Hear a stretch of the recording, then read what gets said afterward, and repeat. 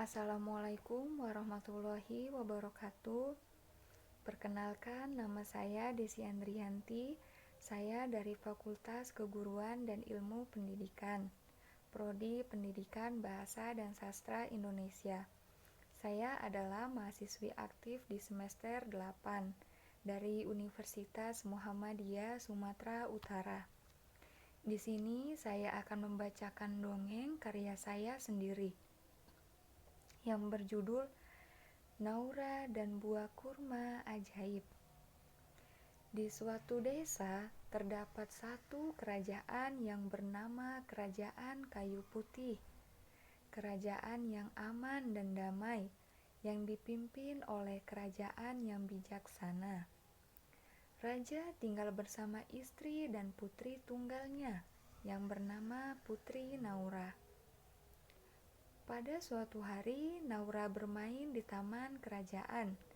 Kemudian, tiba-tiba seorang anak perempuan datang menghampiri Naura dan berkata, "Bolehkah aku bermain bersamamu, Putri?" Katanya. "Tentu saja boleh. Mari, ikutlah denganku," jawab Putri Naura. "Oh iya, namaku Putri Naura. Kau boleh memanggilku Naura," kata Putri Naura. Mengapa tidak Putri saja?" tanyanya anak perempuan itu. "Ayah dan bunda sudah terbiasa menyebutku Naura." "Oh ya, siapa namamu?" tanya Naura kembali. "Aku Ningsi," jawab gadis itu. "Oh, baiklah. Mari kita bermain," ajak Naura. Putri Naura dan Ningsi pun bermain bersama. Di tengah-tengah keasikan mereka, tiba-tiba raja datang menghampiri mereka berdua. "Naura sedang apa?" "Siapa ini Naura?" tanya raja kepada Naura. "Dia Ningsi, ayah. Teman baru Naura," jawab Naura. Raja tersenyum. Kemudian bertanya, "Kamu tinggal di mana?" tanya raja kepada Ningsi. "Saya tinggal di pinggir sungai, di bawah pohon beringin itu, Raja, bersama ibu saya," jawab Ningsi dengan wajah sedih. "Kenapa kamu bersedih, Ningsi? Ada yang salah dengan pertanyaan ayahku?" tanya Putri Naura. "Tidak, Naura. Saya hanya ingin mempunyai keluarga lengkap sepertimu. Saya ingin mempunyai ayah sepertimu," jawab Ningsi. "Kalau begitu, kamu boleh menganggap ayahku sebagai ayahmu, Ningsi," jawab Naura. "Benarkah, Naura, kalau aku boleh menganggap ayahmu sebagai ayahku juga?"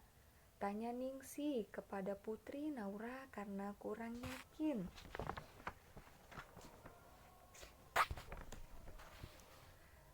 "Tentu saja boleh.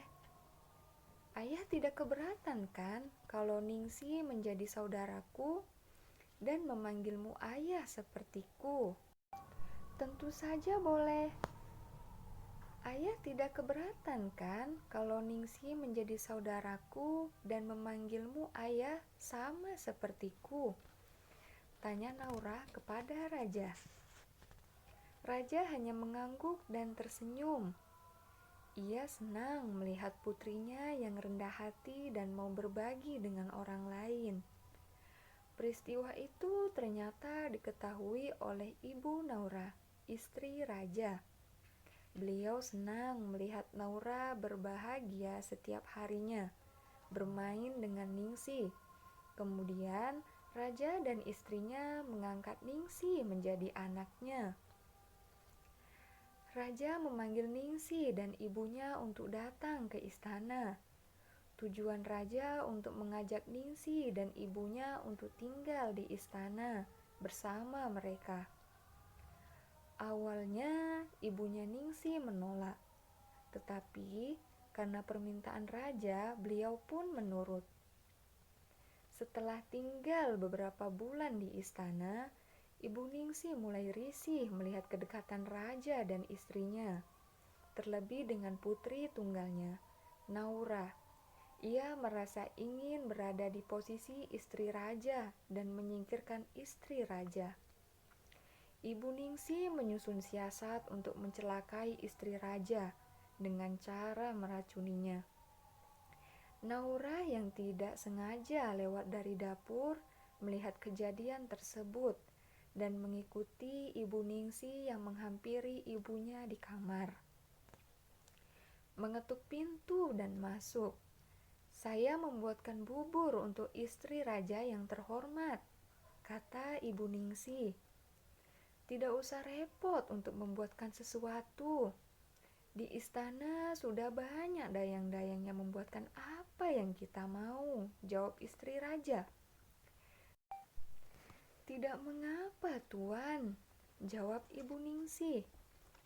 Tanpa pikir panjang, istri raja pun melahap bubur buatan Ibu Ningsih. Dan tiba-tiba istri raja pingsan dan tidak sadarkan diri.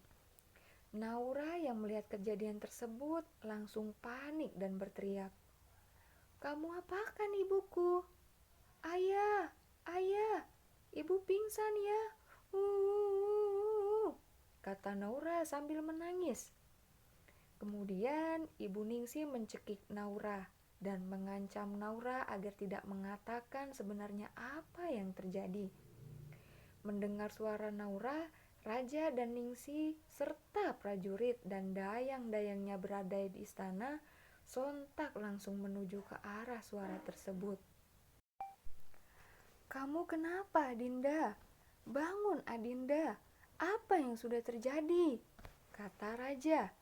Raja pun memanggil tabib yang ada di istana. Akan tetapi nyawa istrinya tidak tertolong dan Ibu Naura meninggal dunia. Setelah istri raja meninggal dunia, Ibu Ningsih mencari perhatian raja untuk menarik hatinya agar mau menikah dengan dia. Putri Naura yang melihatnya merasa tidak terima dan tidak nyaman atas kehadiran Ibu Ningsih dan berusaha untuk membongkar serta menceritakan sebenarnya apa yang terjadi. Dan Ibu Ningsih yang mengetahui hal tersebut menyusun siasat untuk membuat Naura celaka. Tak butuh waktu lama, Naura menjadi bisu akibat ramuan yang dibuat oleh Ibu Ningsih. Raja sangat sedih melihat putri kesayangannya menjadi bisu, terlebih setelah ditinggal istrinya. Separuh jiwanya merasa hancur karena merasa gagal untuk menjaga putrinya dengan baik. Kemudian Ibu Ningsih mengalihkan pandangan raja dengan cara merawat dan mengurus raja serta putrinya. Semua ia lakukan hanya untuk menarik perhatian raja. Kemudian raja berniat ingin menikahi Ibu Ningsih dan meminta restu kepada putrinya. Naura sebenarnya menolak, tetapi apalah daya. Putri Naura tidak bisa berkata apa-apa karena bisu. Naura pergi ke hutan untuk mencari ketenangan. Di hutan tersebut, Naura menangis sejadi-jadinya dan mengeluh tentang semua apa yang ia rasakan. Ibu Ningsih tidak hanya mencelakai ibunya, tetapi berusaha merebut raja dan menggantikan posisi ibunya, serta menyiksanya setiap hari. Tiba-tiba datang seorang kakek yang datang menghampiri Naura. Naura sangat terkejut, dan kemudian kakek tersebut mengelus kepala Naura dengan lembut, sembari menenangkan hati Naura yang sedang hancur. "Jangan larut dalam kesedihan terlalu lama, Naura. Makanlah buah ini, agar suaramu lekas pulih," kata kakek sembari menyodorkan buah kurma kepada Naura. Naura yang baik hati dan tak pernah menaruh prasangka buruk kepada seseorang, kemudian memakan buah kurma pemberian kakek tersebut. Setelah memakan buah kurma, Suara Naura pun kembali. Ia tak bisu lagi. Dan Naura sangat senang dan berterima kasih kepada kakek tersebut karena telah menyembuhkannya. Naura pun bergegas pulang ke istana dan menemui raja. Sesampainya di istana, Naura langsung mencari raja dan menceritakan semua apa yang terjadi. Raja sangat marah dan Ibu Ningsih diusir dari istana. Raja tidak menyangka bahwa orang terdekatnya yang menjadi duri dalam selimut di istananya selama ini. Naura meneteskan air mata, haru bahagia karena berhasil membongkar kejahatan yang dilakukan Ibu Ningsih terhadapnya dan terhindar dari penyiksaan yang dialaminya. Akhirnya raja mengetahui semua yang terjadi. Ayah minta maaf karena selama ini ayah tidak memperhatikanmu dan ibumu. Sampai ayah tidak tahu bahwa perempuan itu yang telah mencelakai ibumu dan membuatmu menjadi bisu, putriku, kata raja sambil memeluk Naura. Putri Naura hanya tersenyum. Suasana dalam istana menjadi haru. Akhirnya raja memutuskan untuk tidak menikah lagi demi untuk menjaga putri semata wayangnya. Karena bagi raja tidak ada yang lebih membahagiakan selain melihat putrinya bahagia. Terlebih setelah kepergian istrinya, Ibu Naura, raja hanya terfokus pada kebahagiaan Naura dan hidup dengan damai di istana bersama Naura yang dijaga oleh prajuritnya dan dirawat oleh dayang-dayangnya. Sekian dari saya. Assalamualaikum warahmatullahi wabarakatuh.